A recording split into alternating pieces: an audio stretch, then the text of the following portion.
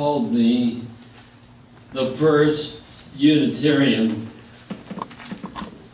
That isn't exactly true, but when I dared raise questions about the doctrine of the Trinity, little did I know it would cost me my life. My name is Michael Servetus. I was born in 1511 of noble blood in Villanueva in Spain, and we were a devout Roman Catholic family. My brother John was a Roman priest. The Protestant Reformation had been underway for at least a century. Nearly 100 years before I was born, John Huss had been burned at the stake for questioning the teachings of the church.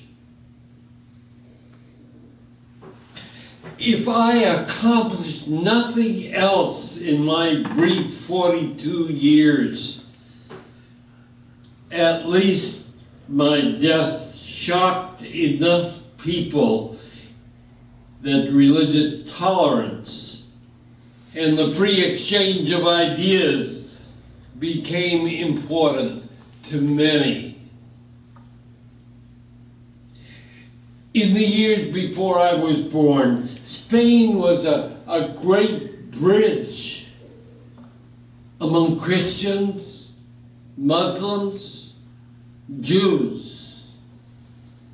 But when the Inquisition came along, our country sided with Europe. Suddenly, non-Christians had to decide between baptism as Christian or exile. When I was just a kid of 14, I was sent to work for Juan de Quintana, a Franciscan, from which I learned a lot. After a while, he released me to study law at Toulouse. It was in law school that I learned that denial of the doctrine of the Trinity could result in execution. But I remember the great and familiar words of the Shema. Hear, O Israel, the Lord our God is one. Those are probably the most familiar and most often repeated words in all of Judaism. In those words and in all of Scripture, I found no mention or justification for the Trinity. And I could not understand why anyone would believe it. The Jews were calling it tritheism.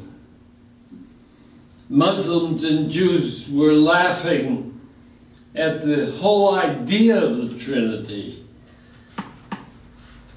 Even lowly animals in the forest would have been laughing if they had understood the issues.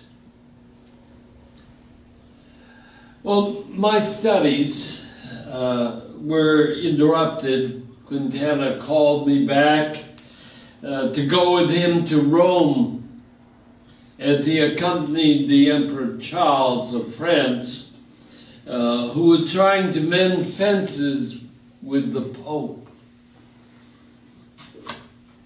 I was only 18 at the time, and I was impressed, or should I say, sickened. There was the emperor actually kissing the feet of the Pope.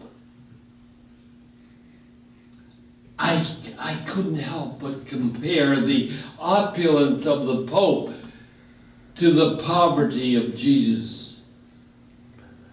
It made no sense. How humble Jesus was. But the Pope was traveling in style, carried on the shoulders of his servants. Well, it wasn't long after that I slipped away from Quintana, as I was working hard at my own beliefs. I was still a young man of nearly 20 when I published my first book. I called it On the Errors of the Trinity. I had a difficult time getting my book published. I was refused in Basel. Then I traveled to Germany, where I finally succeeded in Strasbourg on the condition that the printer and the location of the printing be omitted. You can't imagine probably the reaction to this book. I was in mortal danger in Catholic areas. And there were some things that I wrote that also angered Protestant reformers. I had no place to be safe. In writing this book, I was trying to call the church back to its original faith. Nothing more.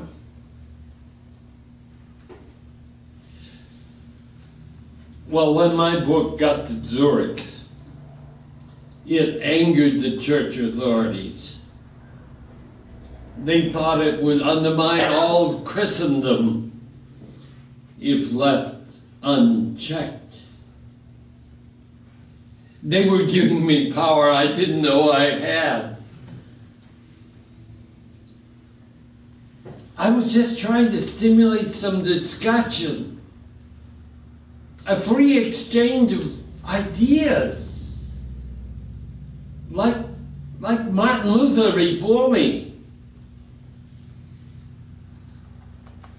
Martin Luther's friend Melanchthon called me plainly demented. In a way, I believed in the Trinity, not as three distinct beings, but rather as three expressions of one divine spirit.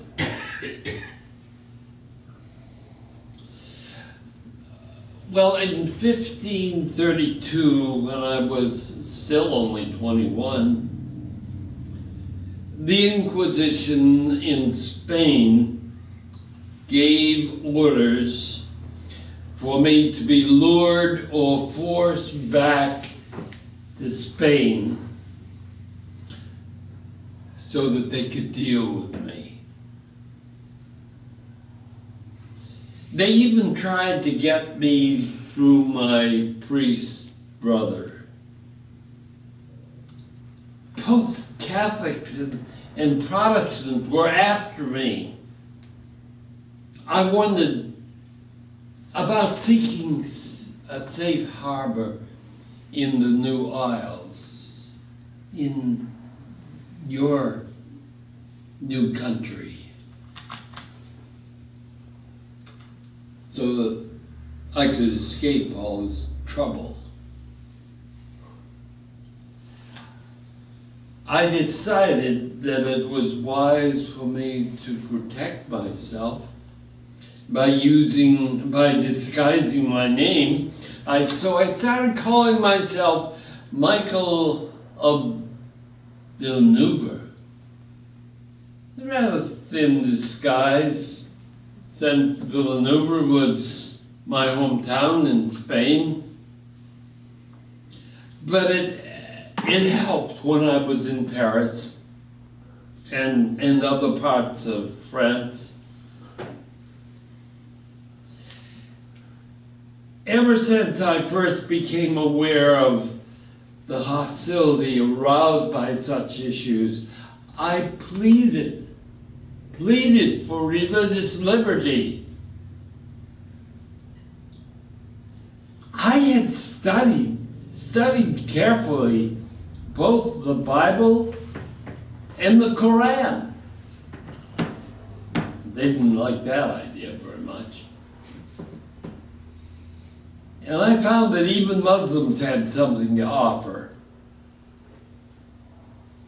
I pleaded for open, free discussion with tolerance for differences. The ruler of France could usually be counted on for protection, though you have to remember that could change with the political weather. That was well before the great French experiment in religious pluralism, honoring both Catholic and Huguenot. The situation in France soon became hostile when the next king teamed up with the cardinal and the inquisitor in a campaign to root out all heresy. I had to contend with all three in spite of my Dunham.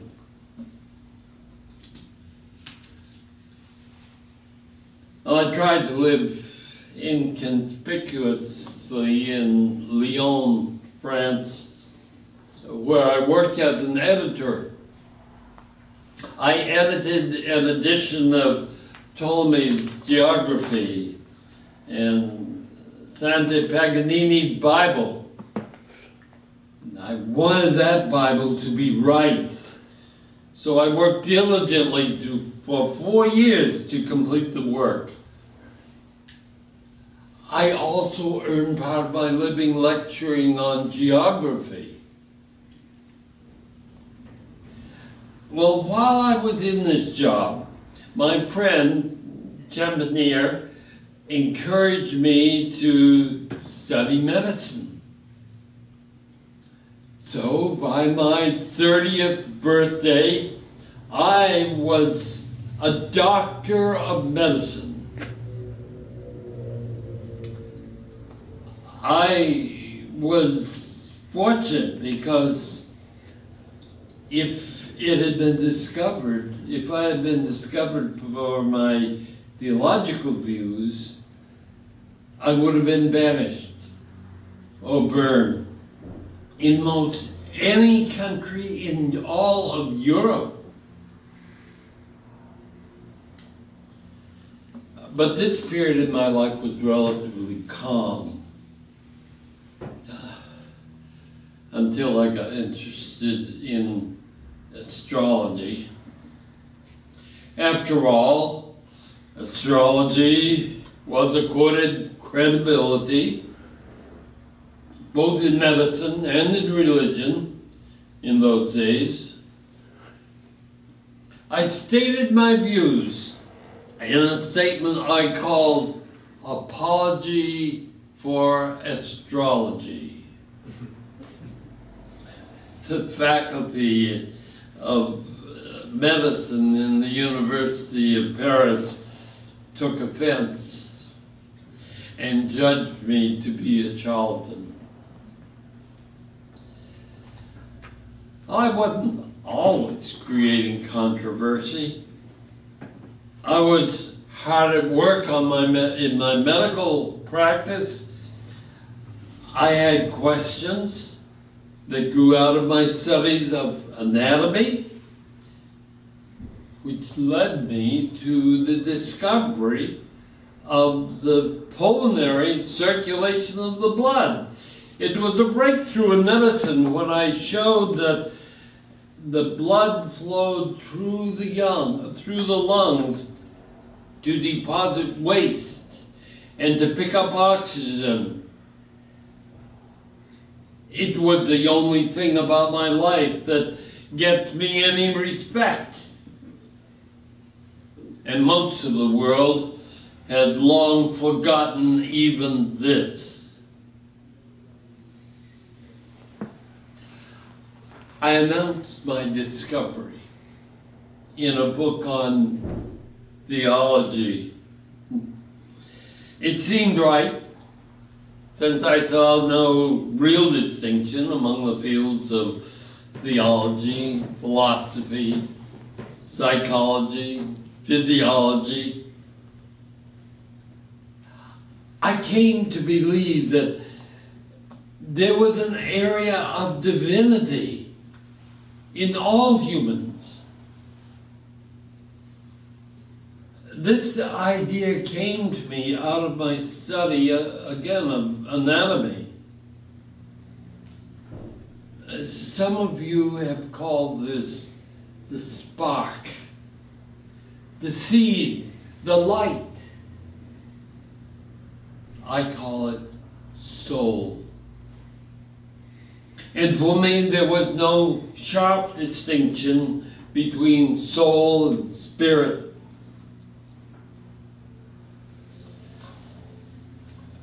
Once I was asked about my personal life. To tell the truth, I almost got married. But the more I thought about it, I decided it would be unfair to my partner, since I had serious doubts about my ability to father a child due to an earlier injury. Thus, celibacy became for me a matter of choice or preference.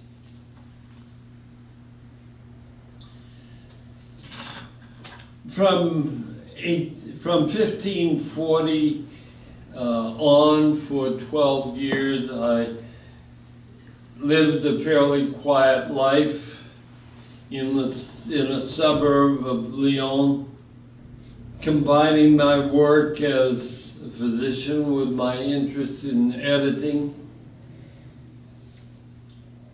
Even then, I couldn't keep my views to myself. I was hearing a lot about the Anabaptists, and I liked much of what they believed. They didn't believe in infant baptism. This should be an affirmation of a thinking adult person. And I agreed with this. But there were those in the church who called their practice rebaptism, when they would have an adult ceremony for persons who had been baptized as children. Again, these were things that brought on them the alienation of both Roman Catholics and Protestant reformers alike.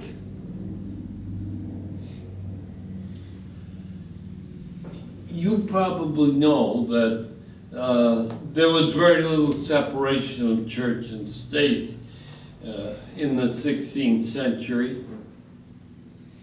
In Switzerland, the Catholics had control of a number of cities, especially Geneva. But the time came when the people threw out their Catholic rulers. Geneva became a Protestant stronghold. And when this happened, I had hope. I hope that the brilliant reformer John Calvin might be willing to at least listen to what I had to say and examine new perspectives on some issues of doctrine. Catholics and German reformers alike wouldn't listen to me. So I entered into correspondence with Calvin in the hope of an open and honest exchange of thinking about theological issues. However, I soon discovered that our differences went much deeper than I had thought. Calvin soon wrote a letter to his friend Farrell, in which he said, Servetus just sent me, together with his letters, a long volume of his ravings. If I consent, he will come here, but I will not give my word. For should he come, in my authority, if my authority is of any avail, I will not suffer him to leave here alive. What a disappointment. I had been rejected in Rome, in Zaragoza, Toulouse, Basel, Strasbourg, Wittenberg, and now Geneva. And Calvin never returned to me the manuscript which I had sent him, my only copy. So I was forced to take my notes and other materials to reconstruct the book I was working on. I called it Restoration of Christianity. When I was done, I again had trouble finding a publisher. I finally found a printer in Lyon who would take it. He had no love for John Calvin. Calvin did so in a most unusual act for a reformer. A reformer who had taken strong exception to Roman doctrine. He assisted a Catholic in the case against me. Calvin managed to deny his part in the whole thing. Finally, the inquisitor had the proof he needed, and I was arrested along with my publisher, and we were sent to prison. And the trial followed. And I had to be very careful about what I said in court. During the days of the trial, I got quite familiar with the prison layout. The jailer often allowed prisoners to go out in the yard to relieve themselves at night. And this provided me with my opportunity. About 4 in the morning, I got dressed and then put my night clothes on over everything else and asked to go out. And I knew exactly what I was going to do when I got out there. I escaped. And as soon as they knew that I had gone, they mounted a massive search. And they found nothing. In my absence, the tribunal passed sentence. I was sentenced to a fine, and then to be paraded through town practically naked for humiliation, and then was to be burned alive slowly. However, I was not there to be executed, so they burned me in effigy. Of course, I had to go in hiding, and I decided to go to Naples to practice medicine, hopefully safe from all of the threats. I happened to be passing through Geneva on a Sunday morning. I knew I would be more conspicuous if I didn't go to church, so I did.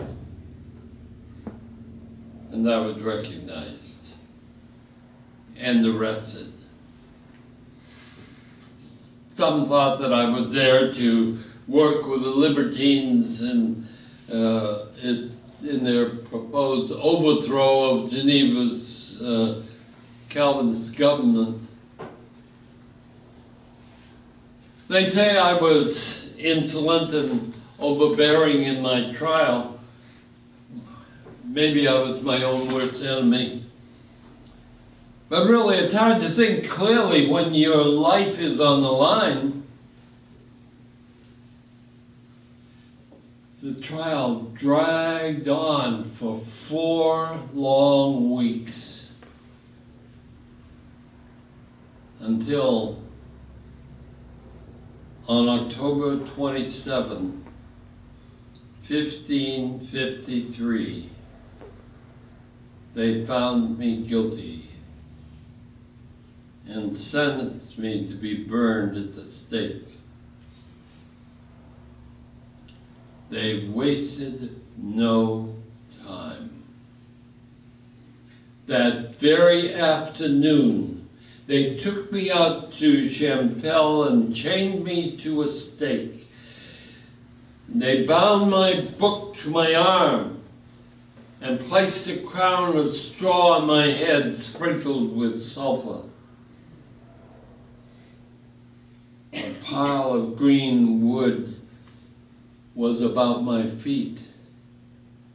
And the executioner flashed his torch in my face before starting the fire that would take my life.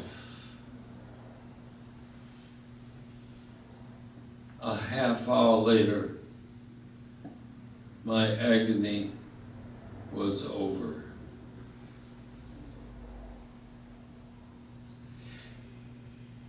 It may seem shocking to you, but in my day they believed that heresy was more dangerous than murder.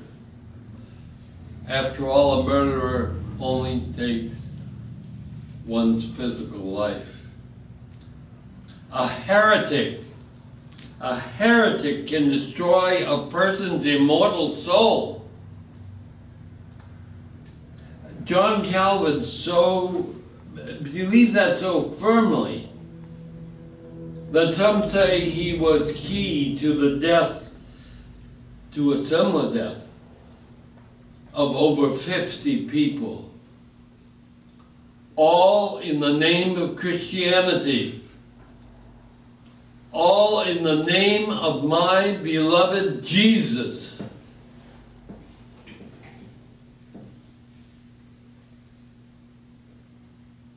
Was I the first Unitarian when I questioned the Trinity? Maybe I lit the spark for all of you to follow. So why tell my story to people like you here and now? The point is religious tolerance.